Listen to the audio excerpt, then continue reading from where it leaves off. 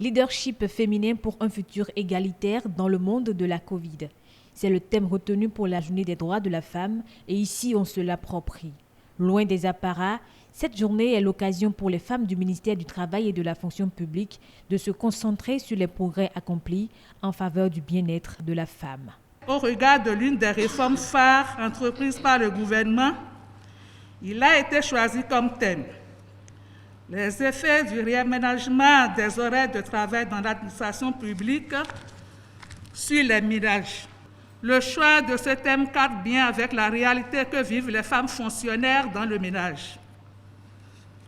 Les investigations menées auprès de certaines femmes fonctionnaires révèlent que celles-ci se plaignent des difficultés qu'elles rencontrent dans leur ménage, surtout en ce qui concerne l'heure de sortie du bureau, qui coïncide avec les embouteillages sur les voies de circulation.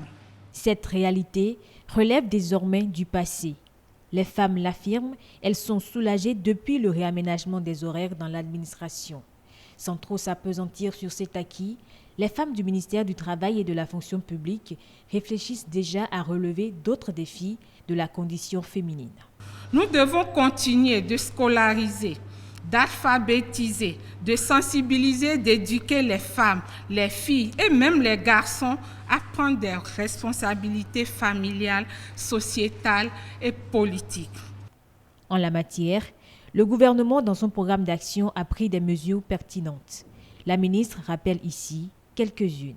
En plus de la gratuité des frais de scolarité pour tous les enfants à l'école maternelle et primaire, les jeunes filles sont exemptées du paiement de ces frais au premier cycle du secondaire. 2. L'amélioration du processus d'octroi du microcrédit, dénommé aujourd'hui microcrédit à l'AFIA, à travers la finance digitale et l'augmentation substantielle des ressources financières qui y sont dédiées. 3. La mise en œuvre de plusieurs projets d'autonomisation économique des femmes, notamment l'octroi de matériel de travail au groupement des femmes pour renforcer leurs activités génératrices de revenus. La cérémonie n'aura duré que quelques heures.